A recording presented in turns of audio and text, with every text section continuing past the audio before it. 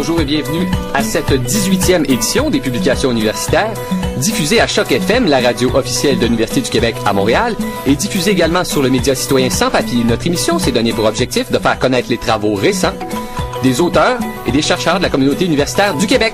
Notre invité de la semaine pense donc il nuit, polémiste et anarchiste en tout temps. Francis Dupuy-Derry est professeur en sciences politiques et chercheur à l'Institut de recherche et d'études féministes de l'UQAM. Dans son dernier livre, publié chez Lux Éditeur, Francis Dupuy-Derry s'est consacré à un examen critique de la guerre, de l'impérialisme et de la domination, chose qu'il résume comme étant l'éthique du vampire. Monsieur Dupuy-Derry, bonjour. Bonjour. Monsieur Dupuy-Derry, votre livre parle entre autres de l'Afghanistan. Dans votre livre, vous ne faites pas que de la polémique, vous faites également le récit de l'histoire d'Afghanistan. Si on résumait un peu brièvement l'histoire du pays, ça ressemblerait à quoi? Ben moi, je suis pas un spécialiste de l'histoire de l'Afghanistan comme tel, qui est évidemment une histoire complexe. Mais ce que j'ai essayé de faire pour remettre en perspective la guerre qui sévit actuellement, c'est de voir en fait l'histoire récente, mais aussi certains événements qui peuvent sembler significatifs. Donc, ce qu'il faut savoir, premièrement, je pense que c'est important, c'est que c'est une région du monde, c'est un pays où évidemment il y a eu de l'intervention étrangère, il y a des intérêts qui s'affrontent de puissances étrangères depuis le 19e siècle, sinon avant. Au 19e siècle, début du 20e, les puissances qui s'y affrontaient, c'était les Russes ou l'Union soviétique, mais les Russes et la Grande-Bretagne, qui avaient des intérêts entre autres commerciaux, diplomatiques, géostratégiques, etc. dans la région. Déjà en 1919-1920, en Afghanistan, il y a eu un mouvement indépendantiste porté par le roi qui va en fait réussir à débarrasser la région du contrôle britannique. Et en fait, le roi, à l'époque, avec son épouse, la reine, vont lancer les premières campagnes d'émancipation des femmes. La reine crée une association de femmes, crée un journal pour femmes. Le roi va modifier les lois pour émanciper les femmes, va offrir des bourses pour que des femmes afghanes puissent aller étudier à l'étranger. Et en fait, dans les années 1920, l'Afghanistan est considéré comme un des pays les plus progressistes en termes de droits des femmes dans le monde musulman. Ça dure quelques années à peine parce que très rapidement, en fait, les élites opposées au roi, opposées à ces réformes, vont se liguer contre le roi. Là, on parle entre autres des propriétaires terriens, on parle évidemment des chefs religieux, et ils vont aller chercher en fait une aide, ou ils vont recevoir une aide d'un allié intéressé à déstabiliser le roi, c'est la Grande-Bretagne, qui déjà va armer la contestation. Donc là, on a déjà, il y a presque 100 ans, on a déjà un exemple d'intervention étrangère qui participe d'une déstabilisation d'un régime en Afghanistan, un régime qui avait des propositions, appelons-les libérales par rapport aux femmes, par exemple.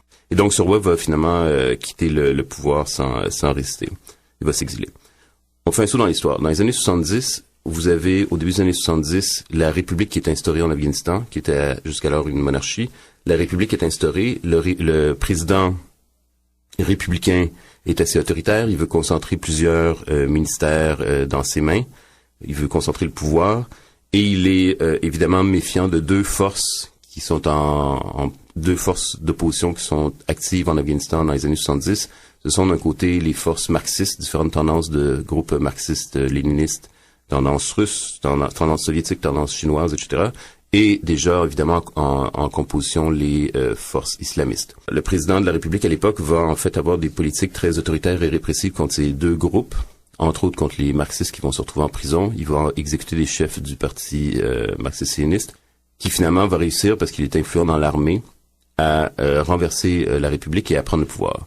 Et donc, 78-79, vous avez un régime marxiste allié de l'Union soviétique qui s'installe en Afghanistan, qui prend le pouvoir en Afghanistan, et qui là encore va tout de suite émettre des décrets pour émanciper les femmes. Donc, c'est-à-dire, évidemment, les femmes vont avoir le droit de travailler, elles sont dans l'armée, elles sont dans la police, elles sont dans le parti, évidemment, donc elles sont aussi dans le gouvernement. Éducation des filles, droit de divorcer, etc., etc.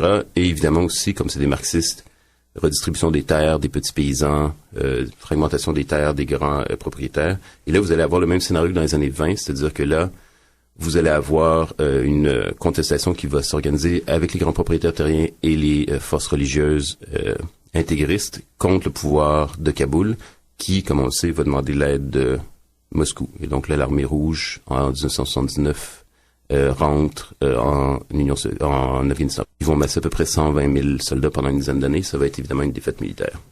Des défaites militaires qui découlent de quoi, entre autres?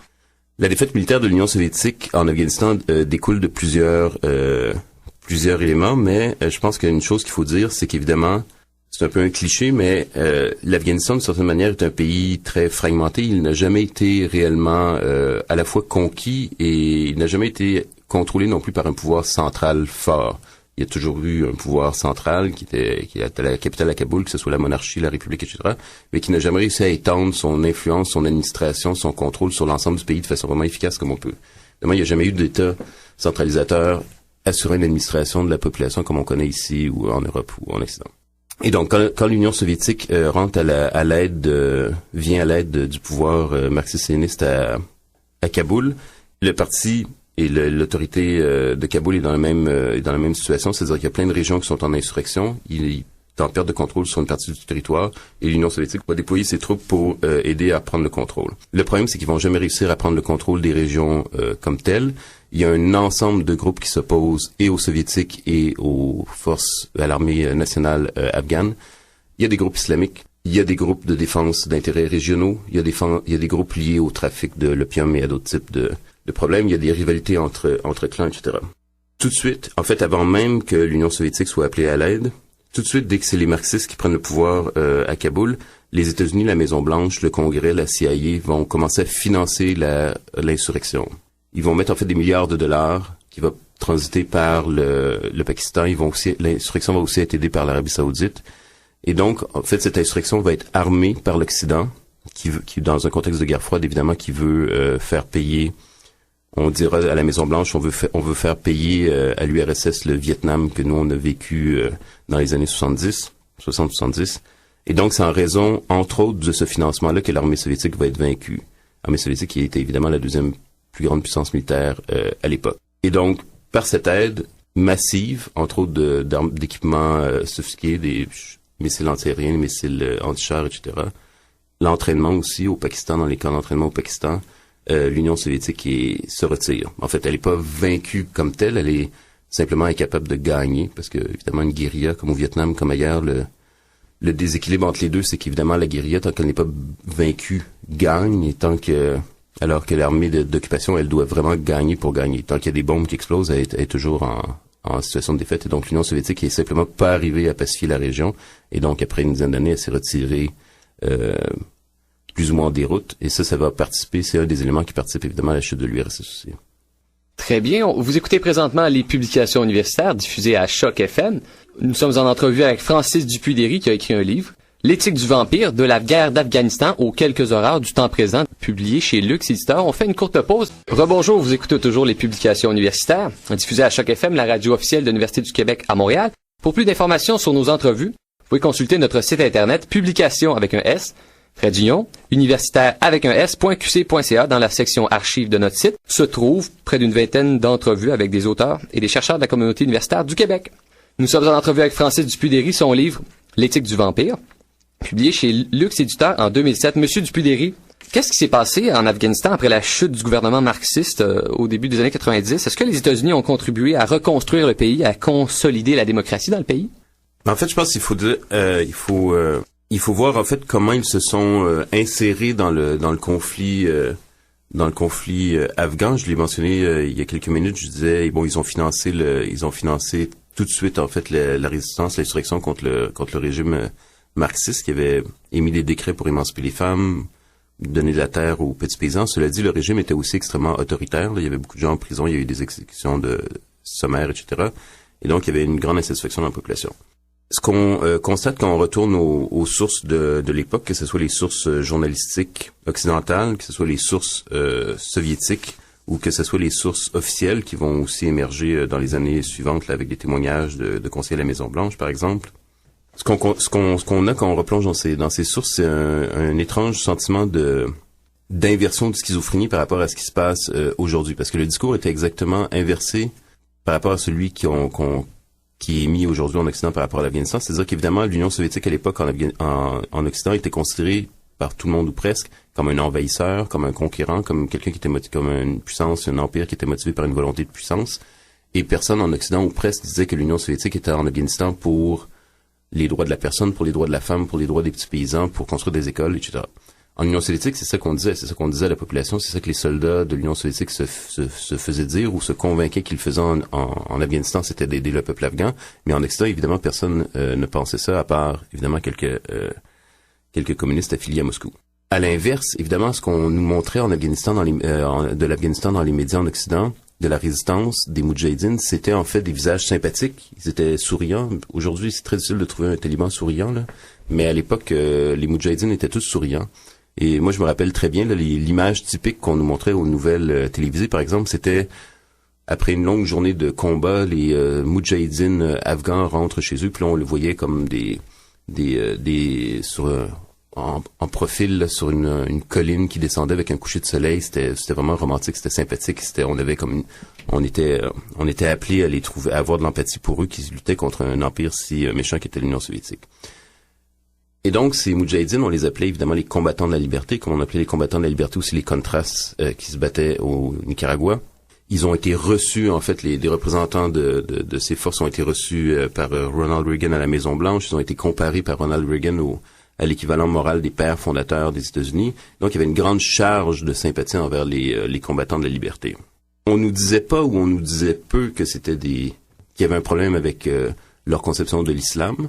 On nous parlait pas du tout des femmes. En fait, les femmes n'avaient évidemment aucun intérêt dans ce conflit, ni pour les journalistes, ni pour les élites politiques. Mais on nous disait qu'ils étaient l'avant-garde, en fait, de la résistance contre l'Union soviétique. Ce qu'on constate quand on retourne dans les sources de l'époque, c'est qu'en fait, la résistance contre l'Union soviétique et contre le régime marxiste en Afghanistan est extrêmement diversifiée. Et qu'en Afghanistan, il y a des forces libérales, il y a des forces républicaines, il y a d'autres tendances marxistes qui sont en opposition, il y a des tendances sociodémocrates, et évidemment, il y a les groupes islamistes. Et les Américains, de façon consciente, de façon explicite, et ils vont le reconnaître par la suite, vont en fait privilégier dans leur financement, dans leur armement, les groupes les plus fondamentalistes. Un représentant de la CIA au Pakistan dit à l'époque, en entrevue, ou parle de cette époque, il dit, en fait, nous financions spécifiquement et consciemment les groupes les plus radicaux au niveau de l'islam, les plus fondamentalistes au niveau de l'islam, car, dit-il, c'était ceux qui se battaient le mieux. Et donc, l'Occident, à travers les États-Unis, ont vraiment parié, en fait, sur les islamistes en Afghanistan. 20 ans plus tard, aujourd'hui, ou dans les années 90, c'est donc pas surprenant que ce soit ces forces-là qui se sont imposées sur le pays. Les autres ont été soit massacrés, soit ont fui le pays, soit ils se sont en fait retranchés dans une passivité où ils se sont cachés finalement de la scène publique et ils ont laissé l'espace aux fondamentalistes. Les fondamentalistes, ils sont de plusieurs natures. Ceux qu'on connaît le plus ici en Occident, évidemment, et ceux qu'on a le plus démonisés, ce sont les talibans. Mais en fait, il y a d'autres groupes islamistes qui étaient actifs en Afghanistan, qui étaient plus ou moins l'équivalent des talibans, là, avec quelques nuances d'interprétation du Coran, etc., etc. Et donc, les États-Unis, au fil des années 90, vont miser en fait sur ces différents groupes en fonction de leurs intérêts et en fonction aussi des intérêts de l'allié pakistanais. 92-94, ce sont les chefs de guerre et les milices qui s'affrontent une fois que le régime marxiste tombe, que l'Union soviétique est partie. Kaboul est à peu près en ruine parce que les milices s'affrontent dans la capitale. C'est le Parti de l'Islam, entre autres, qui va prendre le contrôle, et le Parti de l'Islam et les autres milices vont après être chassés en 94 par l'arrivée des talibans. Les talibans sont financés par le Pakistan, sont aussi financés ou aidés, entre autres, par les États-Unis, qui, dans les années 90, vont à plusieurs reprises accueillir des représentants, des délégués talibans à la Maison-Blanche, au ministère des Affaires étrangères, en visite officielle. Des représentants des talibans sont aussi invités dans d'autres capitales, dont la capitale française, par les élites officielles françaises. Donc, les talibans, ce sont des alliés, ce sont des gens sympathiques, ce sont surtout des gens, évidemment, avec qui l'Occident veut faire des affaires, entre autres, faire passer le fameux oléoduc dont on nous parle depuis 30 ans dans la région. Et ça va être évidemment à la toute fin des années 90, au début des années 2000, où là, la sympathie envers les talibans commence à chuter.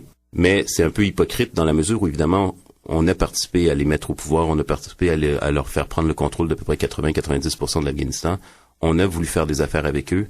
Et c'est à partir d'un certain moment, vers la fin des années 90, où là, ça commence à déraper. On commence à les identifier vraiment, c'est-à-dire au niveau des élites occidentales, comme un problème lié au terrorisme, comme un problème lié à l'intégrisme, comme un problème lié au non-respect du patrimoine culturel. Moi, j'ai un grand respect pour le patrimoine culturel, mais je trouve toujours drôle quand, en fait, il y a une immense campagne d'opinion publique de sympathie envers deux bouddhas en pierre là, qui sont dynamités par les talibans. Ça, c'est l'incarnation des talibans méchants. C'est ils dynamitent des Bouddhas en pierre, et pourtant, pendant des années, ils ont aussi massacré des gens, mais ça, à cette époque-là, apparemment, ça se posait pas de problème. Donc, Bouddha en pierre, évidemment, jusqu'au 11 septembre, tout ça va cristalliser, en fait, la haine de l'Occident contre les talibans, avec, évidemment, l'image là, très médiatisée aussi de la femme en burqa. Ça, c'est les méchants talibans. Mais ces méchants talibans, qui sont réellement méchants, entre guillemets, sont évidemment en grande partie au pouvoir grâce à des alliés dont les services secrets et le gouvernement pakistanais et les États-Unis. Si on parlait des talibans et de Ben Laden, de leur lien, dans votre livre, vous dites quelque chose d'assez ahurissant. On dit toujours que la raison principale de l'offensive en Afghanistan découle du fait que les talibans abritaient Ben Laden. Or, vous dites dans votre livre que les talibans étaient prêts à coopérer pour capturer Ben Laden à la suite du 11 septembre. Oui, c'est pas moi qui, je le répète là, mais c'est des débats qui ont eu en septembre, octobre 2001. En fait, si on se rappelle, là, ce qui se passe, c'est que très rapidement, un document qu'il faut lire, qui vaut la peine d'être lu, c'est le rapport de la commission du Congrès du 11 septembre 2001. Donc, ce que les Américains ont fait eux-mêmes, ils ont fait leur espèce d'introspection. Il y a surtout une section à la fin du rapport qui est basée en fait sur des entrevues avec les gens de la Maison-Blanche à l'époque, qui essaient de savoir qu'est-ce qui s'est passé dans les jours suivants et pourquoi ils ont décidé d'attaquer l'Afghanistan. Et en fait, de l'aveu même de Colin Powell et de Bush, qui lui-même interviewé d'autres, en fait, l'Afghanistan se trouve sur l'écran radar. Là, on décide d'attaquer l'Afghanistan presque dans les heures ou dans les jours qui suivent l'attaque du 11 septembre. Très, très, très rapidement. Et puis, il y a Horowitz qui arrête pas de répéter qu'il faut aussi attaquer l'Irak, là, mais les gens vont dire, on se calme, on va faire ça plus tard. Et donc, l'Afghanistan est vraiment ciblé. C'est d'ailleurs assez fascinant. Le 11 septembre, il y a l'attaque aérienne contre les États-Unis. Le 7 octobre, les bombardements commencent en Afghanistan. Là, c'est même pas un mois pour décider, préparer et commencer l'attaque contre l'Afghanistan. Tout ça parce qu'il y a eu l'attaque du 11 septembre. Donc, 4 avions sont détournés. Aucun des terroristes ou des pirates aériens n'est afghan, accessoirement. Il n'y a pas d'Afghans dans le complot. On dira qu'ils sont passés par des camps d'entraînement en Afghanistan. Évidemment, ces camps d'entraînement sont surtout des camps de formation idéologique, parce qu'on sait bien qu'après ça, l'entraînement technique, c'est-à-dire le cours de pilotage, c'est aux États-Unis même qu'ils l'ont eu. Et puis, entre vous et moi, comme utiliser des exactos, on n'a pas besoin de beaucoup d'entraînement pour ça, là. Et donc, on n'a pas besoin d'aller en Afghanistan pour suivre un cours d'entraînement pour utiliser des exactos. Donc, on va cibler l'Afghanistan et on va dire, le problème avec l'Afghanistan, c'est que les talibans acceptent qu'il y ait des camps d'entraînement sur le pays, et en raison de ça, on va tout simplement renverser le régime pour détruire Al-Qaïda. Les talibans, leur première réaction, c'est un gouvernement. Donc, c'est évidemment un gouvernement autoritaire, c'est un gouvernement qui est arrivé au pouvoir par les armes, mais c'est un gouvernement quand même. Et donc, la réponse de Kaboul, à ce moment-là, ça va être, dans les premiers jours, de nier, de dire, on n'a rien à voir avec ça, on ne veut pas négocier avec les États-Unis. Et puis, quand ils vont commencer à sentir l'eau chaude, en fait, ils vont dire, oui, en fait, on pourrait être prêt à remettre Ben Laden et éventuellement ses lieutenants, pas directement aux États-Unis, c'était ça la condition des talibans à l'époque, pas directement aux États-Unis, mais à une instance internationale ou un tiers pays, où il pourrait avoir un jugement à peu près raisonnable. Et c'est là que ça se joue, c'est-à-dire que évidemment c'est un coup de poker des deux côtés. Et du côté américain, en fait, la réponse de Harry Fisher, entre autres, si je me rappelle bien du nom, le porte-parole de la Maison-Blanche, mais de Bush lui-même, ça va être en fait de revenir en fait sur cette exigence qu'on lui remette Ben Laden et de dire, au final, en fait, on veut pas négocier avec les talibans, on veut pas négocier sur Ben Laden, on veut pas qu'il soit remis au Pakistan ou à un autre pays pour être jugé, on veut en fait se débarrasser des talibans, on veut rentrer en Afghanistan. Et donc, le 7 octobre, les bombardements commencent. Et l'offensive, évidemment, avec un appui, évidemment, l'offensive ce qu'on appelle l'Alliance du Nord, là, qui sont des milices qui vont se lancer à l'attaque. Et le 8 octobre, Jean Chrétien dit que l'armée canadienne va participer à cette opération. Monsieur Derry, est-ce que déclarer la guerre au terrorisme était l'unique ou la meilleure solution à la suite du 11 septembre? Dans votre livre, vous en parlez un peu. Oui, tout à fait. Moi, je suis de ceux qui sont sceptiques quant à l'utilisation de l'armée et des bombes pour écraser des réseaux terroristes ou des réseaux militants de ce type. Il y a certains cas où ça a fonctionné. Évidemment, le Québec est un de ces cas, avec les lois de mesure de guerre suite à 10 ans d'action, à peu près 10 ans d'action du FLQ. Mais dans beaucoup de cas, ça ne fonctionne pas. Et ça fonctionne d'autant plus difficilement quand, évidemment, les armées qui ont pour objectif d'écraser des mouvements militants sont des armées qui ne sont pas du pays, sont perçues comme des envahisseurs, comme des conquérants, parlent pas la langue, connaissent pas les coutumes, etc., etc.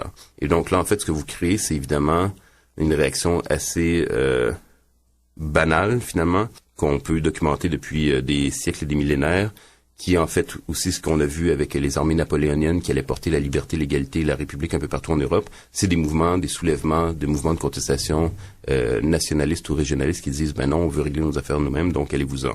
Et évidemment, la guerre au terrorisme, son problème, c'est qu'elle implique des invasions. L'Afghanistan a été la première, l'Irak la deuxième, éventuellement il y en aura d'autres. Et ces invasions-là, j'ai beaucoup de difficultés à voir comment elles peuvent être considérées comme légitimes par l'ensemble de la population et comment ceux qui ne la considéreront pas légitime ne prendraient pas, ou certains d'entre eux ne prendraient pas des armes pour contester ces armées d'occupation, ces armées qui envahissent. Et donc la guerre au terrorisme en Afghanistan, elle est menée au départ, évidemment, par des milices qui s'opposent aux talibans depuis des années, puisque l'Afghanistan est en guerre civile depuis 30 ans, mais aussi par plus de 30 armées occidentales, dont l'armée canadienne, dont, à ma connaissance, à peu près aucun soldat ne parle ni pashtun, ni ouzbek, et n'a aucun intérêt ou n'a aucune volonté ou il n'y a aucun programme pour que nos soldats canadiens apprennent les langues locales. Et donc là, on arrive là-bas et on s'étonne qu'en fait, on se fasse tirer dessous, qu'il y ait des mines qui explosent au passage de nos véhicules, alors que dans la réalité, c'est une opération elle peut bien s'appeler guerre au terrorisme ou guerre pour la démocratie ou guerre pour libérer les femmes, mais dans la réalité, c'est une opération d'intervention militaire dans un pays étranger et ces troupes vont nécessairement être vues comme des troupes étrangères qui sont plus ou moins légitimes, dont la présence est plus ou moins légitime. Donc la guerre au terrorisme, elle est d'une certaine manière vouée à l'échec puisqu'elle va créer plus de problèmes qu'elle va en régler. Surtout si le terrorisme, comme on le comprend, cette rivalité militarisée entre, disons, une section du monde musulman et une section de l'Occident, est liée justement à des rivalités intercivilisationnelles, mais aussi liées finalement à des rivalités dans le monde musulman avec des dictateurs, des régimes autoritaires qui sont appuyés par l'Occident. On va pas s'en tirer si on arrive simplement avec une option militaire. Si on envoie plus de bombes, c'est pas ça qui va rapprocher les peuples et qui va aider à la compréhension entre les civilisations. Monsieur Derry, une question double. Quels sont les résultats de l'aide humanitaire en Afghanistan? Et est-ce que les efforts militaires ont permis de faire diminuer la violence dans le pays? Donc, humanitaire et militaire. Les effets de l'humanitaire en Afghanistan sont difficiles à évaluer. Il y a eu beaucoup de débats au Canada, par exemple, au printemps dernier autour de l'efficacité de l'ACDI. L'ACDI, l'Agence canadienne de développement international, disait qu'elle était efficace. Des groupes qui sont allés sur le terrain ont dit non, en fait, on voit pas de résultats. Et donc, l'aide humanitaire, elle est difficile à évaluer. Une question aussi qu'on peut se poser, une des grandes victoires selon les élites officielles, c'est, par exemple, la construction des écoles et le fait que des millions d'enfants afghans sont retournés à l'école, dont les filles. On peut se demander comment, en 2-3 ans, l'Afghanistan a trouvé le corps enseignant et les ressources pour offrir une éducation adéquate à des millions d'enfants qui allaient pas à l'école avant. Mais bon, ça c'est... apparemment, ils ont des capacités de gestion que l'UQAM n'a pas pour leur système d'éducation. Mais donc, non, l'humanitaire est important puisque l'Afghanistan est un des pays les plus pauvres au monde. Il y a des dizaines de milliers de personnes qui sont en plus réfugiées soit à l'intérieur, soit à l'extérieur. Donc, l'humanitaire est importante et il y a un peu d'aide humanitaire qui se fait et qui est évidemment utile dans la mesure où il y a des gens qui peuvent, grâce à ça, manger ou recevoir des soins ou recevoir de l'enseignement, etc.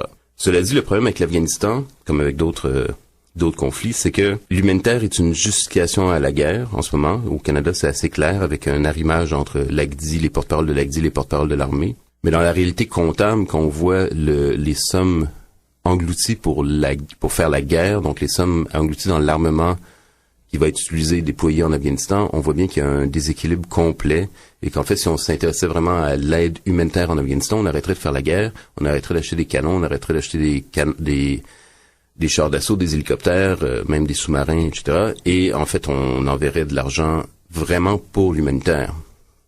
L'humanitaire n'est qu'un vernis, en fait. Et si on voulait vraiment que ce soit l'humanitaire qui soit prioritaire, on prioriserait l'humanitaire. C'est-à-dire qu'on mettrait des milliards de dollars dans l'humanitaire plutôt que des centaines de millions de dollars pour l'instant. Donc, il y a vraiment un déséquilibre à ce niveau-là. Et puis, évidemment, l'argument est de dire, oui, mais on peut pas faire d'humanitaire s'il n'y a pas de militaire, parce qu'en fait, nos humanitaires vont se faire tirer dessus, donc il faut commencer par avoir des militaires, contrôler la région, et puis après ça, on peut faire de l'humanitaire. Et d'une certaine manière, c'est le problème en ce moment dans la région du sud de l'Afghanistan, Kandahar, où il y a la zone plus intense de combat, où l'armée canadienne est déployée, est en combat. Au début, on nous disait, il va y avoir beaucoup de reconstruction, mais dans la réalité, en fait, après 1 ou 2 ans d'intervention militaire dans le sud de l'Afghanistan, ce qu'on constate, c'est que les soldats canadiens, le Canada est à peu près capable de faire aucune reconstruction. C'est uniquement ou pratiquement uniquement en opération de combat. Mais c'est un faux problème. Ce problème il faut des militaires pour protéger les humanitaires part du principe que et les militaires et les humanitaires sont canadiens. Évidemment, si vous êtes dans un pays où vous êtes considéré comme un envahisseur, si vous envoyez des humanitaires, il est possible que vos humanitaires aussi se fassent attaquer, puisque eux aussi sont considérés comme des participants à l'opération impérialiste ou néocolonialiste ou d'intervention, etc. Mais il y a plein de groupes humanitaires afghans. Il y a des groupes de femmes qui sont en Afghanistan ou qui sont au Pakistan dans les camps de réfugiés, qui font de l'éducation, qui font de la solidarité, qui font de l'aide pour les femmes. Il y a évidemment d'autres groupes qui aident les pauvres. Il y a des groupes qui veulent aider à l'éducation, qui veulent aider à la distribution de nourriture, qui veulent organiser des postes de radio communautaire, etc. Des Afghans des différentes ethnies qui sont là et qui sont prêts à recevoir de l'aide. On n'a pas besoin, nous, les Canadiens, d'aller faire de l'aide. Il y a des groupes en Afghanistan qui sont là pour faire de l'aide et qui, évidemment, ont besoin de ressources. Donc, si on voulait vraiment que notre rapport avec le peuple ou la nation ou les nations ou le pays de l'Afghanistan, la relation du Canada avec l'Afghanistan soit une relation d'aide humanitaire, il faudrait arrêter de faire la guerre, il faudrait arrêter de dépenser de l'argent pour de l'armement, mettre l'argent pour l'aide humanitaire et arrêter de penser que ça soit nous qui devions canaliser et coordonner cette aide humanitaire et se dire, on identifie certains groupes et on va les aider. Si on parlait du progrès de la démocratie en Afghanistan, je vous cite dans votre livre, l'organisme Human Rights Watch estimait d'ailleurs que 70% des députés du Parlement afghan sont des criminels de guerre ou des trafiquants de drogue et qu'ils appartiennent tous ou presque tous à des milices qui ont imposé la charia aux femmes et qui en ont violé plusieurs. Oui. Mais Human Rights Watch n'est pas le seul groupe qui dit ça. Il y a plusieurs groupes qui le disent. Il y a même des députés femmes qui vont le dire, qui vont accuser leurs co-députés d'être des tortionnaires, des sanguinaires et techniquement des criminels de guerre. Et je pense que c'est important de le rappeler parce qu'évidemment, ça brise un peu cette image de les talibans sont le mal absolu et le Karzai et son régime sont le bien, donc il faut défendre le bien. En fait, quand on est en Afghanistan, quand l'armée canadienne est en Afghanistan, qu'elle défend le régime de Karzai, elle défend pas bien, elle défend aussi le mal. Puisque le régime de Karzai, c'est aussi le mal. Mais c'est un mal très particulier puisque c'est le mal qui est au pouvoir en ce moment. C'est un mal souriant aussi puisque Karzai est toujours souriant. Je sais pas qu'est-ce qu'il boit comme café ou en tout cas, mais c'est extraordinaire. Il est toujours de bonne humeur. Évidemment très bien habillé. Et donc tout à fait différent des talibans. Les talibans, on se rappelle, ils sourient jamais, mais lui il est toujours souriant. Et donc on a cette image d'un régime sympathique, d'un régime bénévolent, c'est un anglicisme épouvantable. D'un régime sympathique, généreux envers son peuple et compréhensif et moderne et ouvert. Mais dans la réalité, c'est faux. Et on va nous donner évidemment l'excuse de « oui, mais ils ont été élus ». Or, ils ont été élus dans un processus électoral que, dans tout pays occidental, aurait été considéré comme inacceptable. C'est-à-dire qu'il y a eu énormément d'exactions, des menaces, des attentats, des violations des règles électorales élémentaires. Et cette nouvelle élite qui est dans les ministères, cette nouvelle élite qui est au gouvernement, cette nouvelle élite qui est au Parlement, ils sont, ce que Human Rights Watch dit, selon les critères de base, ils devraient être considérés comme soit des criminels de guerre, soit comme des criminels point, puisqu'ils font du trafic. Or, ce qui est génial, évidemment, avec le Parlement afghan, c'est qu'il y a quelques mois, ils se sont votés une auto-amnistie, en fait, et donc il est impossible, selon la loi afghane, de poursuivre des parlementaires pour crimes de guerre qui auraient été commis depuis 30 ans. Donc, on remonte à 1979, le début de l'insurrection. Donc là, en fait, parce que dans le Parlement, il y a évidemment des anciens communistes, il y a des islamistes, il y a des différents chefs de guerre des différentes milices, et tous ces gens-là, en fait, leurs milices, que ce soit d'un côté ou de l'autre, ont commis des atrocités, ont commis des exactions, pillage, assassinat, torture, viol, prostitution forcée, etc. Mais ils peuvent plus être poursuivis puisqu'ils se sont auto-amnistiés. Donc, c'est pratique. C'est pratique. Et donc, du coup, évidemment, en Afghanistan, ceux qui peuvent être les criminels de guerre, ce sont simplement les insurgés, présentement. Et là là. Ce qui est l'avantage d'avoir le pouvoir. Si on sautait, monsieur Dupuy-Derry, dans votre livre, vous parlez de beaucoup de choses. Vous avez également beaucoup voyagé aux États-Unis. Peu de temps après les attentats du 11 septembre, dans votre livre, on voit que vous avez été marqué par la recrudescence du patriotisme américain à la suite du 11 septembre. Comment s'est incarné le syndrome post-11 septembre aux États-Unis? En fait, je me suis retrouvé aux États-Unis le 12 septembre 2001. C'était un peu bizarre, là. Je devais aller j'étais sur la côte ouest, j'étais à Vancouver, je devais descendre aux États-Unis, donc j'ai traversé les frontières à ce moment-là. Et je me suis retrouvé dans une espèce de tourbillon patriotique extrêmement, disons, fascinant, qui s'est incarné de plusieurs façons. Évidemment, il s'est incarné par le drapeau, donc c'était incroyable l'imagination qu'on pouvait avoir pour le drapeau à ce moment-là. En quelques jours, il y avait des drapeaux. Bon, évidemment, il y avait le drapeau sur les voitures, il y avait le drapeau sur les viaducs, il y avait le drapeau sur les bâtiments, il y avait des drapeaux partout. Et après ça, il y avait des drapeaux en cravate, il y avait des drapeaux en macaron, en chapeau, en foulard, il devait y avoir des drapeaux en petite culotte aussi, j'ai pas vérifié là. Mais bref, il y avait toutes les formes de drapeaux. Et donc ça, c'était fascinant. Il y avait évidemment l'expression du patriotisme sur les lignes ouvertes et à la radio sur les multiples lignes chrétiennes, parce qu'il y a beaucoup de chaînes radiophoniques chrétiennes aux États-Unis. Et donc là, c'était plutôt, il y avait quand même des critiques, mais c'était plutôt un appel à la prière, se retrouver en famille et prier. Et dans certains cas aussi des attaques évidemment sur les féministes, les mouvements gays, lesbiens, etc., qui étaient considérés comme la cause en fait de la colère de Dieu contre les États-Unis, ou en tout cas qui expliquait pourquoi Dieu avait enlevé sa protection au peuple américain, et donc pourquoi l'attaque du 11 septembre avait été possible. Donc c'est une explication qui est à développer. Et puis, il y avait évidemment cette rage. Donc, il y avait j'ai vu par exemple à San Francisco, une poignée de personnes, peut-être 10-15 personnes qui manifestaient pour la paix, on était peut-être le 14-15 septembre, là, qui manifestaient pour la paix, peace, no war, etc. Mais dans une grande majorité, en fait, les gens étaient furieux et les gens voulaient une revanche.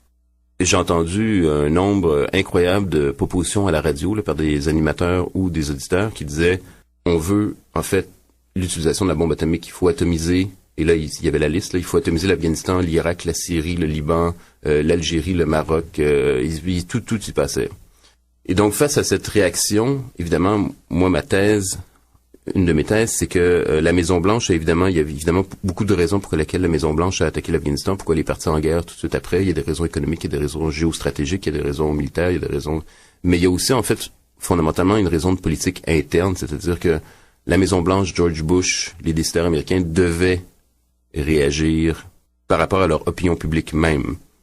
Ils auraient pu réagir autrement, ils auraient pu réagir sans faire la guerre. Évidemment, il y avait d'autres façons de réagir, mais c'est sûr que l'opinion publique américaine poussait vers la guerre. L'opinion américaine poussait vers une action de vengeance. C'était ça qui était exprimé de façon très, très, très explicite par un grand nombre de personnes. Et donc, je dis pas que c'est la population américaine qui contrôle, je dis pas que c'est le peuple américain qui contrôle la politique aux États-Unis, mais disons que ça a servi de caution morale et de caution de légitimation à la Maison-Blanche, et aussi ça a donné à la Maison-Blanche une légitimité très forte. On l'a vu avec les sondages d'opinion par rapport à la popularité de George Bush dans les mois et l'année qui a suivi sa décision de... En fait, il avait une cote de popularité qu'aucun président des États-Unis avait. Donc ça, c'est la réaction patriotique, névrotique du peuple américain à ce moment-là. Cela dit, en même temps... c'est pas une question de l'excuser, mais ça se comprend parfaitement. Je veux dire, s'il y avait 4 avions de ligne qui frappaient la place Ville-Marie, l'Assemblée nationale à Québec et bref, des symboles et des civils québécois, et si par un hasard quelconque le Québec était la plus grande puissance militaire au monde, probablement que la population du Québec demanderait que le Québec parte en guerre. Les États-Unis sont la plus grande puissance militaire du monde. On les attaque, ils ont envie de se défendre. Dans votre livre, vous parlez beaucoup de la guerre. Vous parlez également de la guerre que Israël a menée dans le sud du Liban. En 2006, alors qu'Israël envahissait le sud du Liban, une manifestation de 10 000 personnes a eu lieu à Montréal. Parmi la foule flottaient quelques drapeaux du Hezbollah, reconnus comme groupe terroriste par le gouvernement du Canada. Monsieur Dupuy-Derry, vous étiez dans la foule. Est-ce que vous êtes un sympathisant des groupes terroristes? Oui, je suis le chef du Hezbollah à Montréal. Non, c'est pas vrai. Si vous vous rappelez de cette manifestation, effectivement, Stéphane Harper, en fait, quelques mois précédemment, venait d'ajouter le Hezbollah sur la liste des terroristes, des organisations terroristes. Et à ce moment-là aussi, Stéphane Harper était sur toutes les tribunes pour dire que l'attaque d'Israël contre le sud du Liban, contre le Liban, en fait, parce qu'ils ont pas juste attaqué le sud, était légitime parce qu'Israël avait le droit de se défendre. Il faut se rappeler quand même, c'est important, là, il faut se rappeler la raison de cette guerre de 2006. Vous avez en fait des miliciens du Liban, probablement des miliciens du Hezbollah, qui prennent en otage 2 soldats israéliens, donc, et il y en a un autre qui est pris en otage dans la bande de Gaza. Donc vous avez 3 soldats israéliens qui n'ont pas été tués, là, ils sont faits prisonniers, ils sont pris en otage. Et la réaction, et l'armée israélienne, le gouvernement israélien, prend cet événement comme excuse pour lancer une offensive contre le sud du Liban, contre les milices du Hezbollah, mais de plus grande échelle, c'est-à-dire que Beyrouth est bombardée, les aéroports, etc. Et on parle d'à peu près, selon les estimations, de plus de 1000 morts civils au Liban pour 3 soldats pris en otage, qui, accessoirement, n'ont toujours pas, on est en 2008, là, ils sont toujours pas récupérés, ces soldats-là. Ils sont encore en otage quelque part, prisonniers, là, et apparemment, ça va, la société israélienne survit, là. C'est difficile, mais elle survit. Et donc, il y a une espèce de déséquilibre, de disproportion complète entre le mal que le Hezbollah a fait en prenant en prisonniers 2 militaires, je sais pas que c'est sympathique qu'ils prennent prisonniers militaires, mais en tout cas, et la réaction de l'État israélien. La réaction de l'État israélien est d'autant plus douteuse qu'en fait, par la suite, il semble avoir été démontré que cette opération militaire était planifiée avant et qu'on cherchait en fait une excuse, qu'on attendait un casus belli, qu'on attendait une excuse pour attaquer le Hezbollah. Donc, cette journée-là, 10 000 personnes manifestent à Montréal. Il est sûr que la manifestation à Montréal ne va pas arrêter la guerre. Il est sûr aussi que les autorités politiques canadiennes sont du côté d'Israël, puisque Stephen Harper a dit qu'Israël avait le droit de se défendre alors qu'en fait elle attaque.